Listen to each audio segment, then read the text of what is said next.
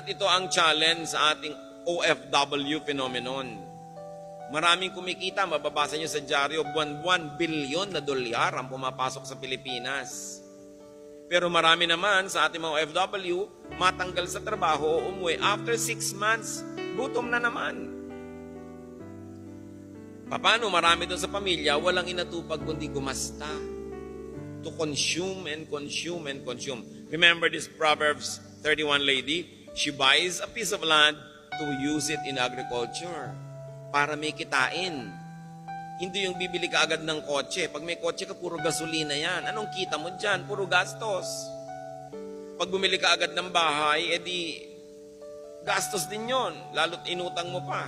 At ito ang challenge sa ating OFW phenomenon. Maraming kumikita, mababasa nyo sa dyaryo, buwan-buwan, bilyon na dolyar ang pumapasok sa Pilipinas.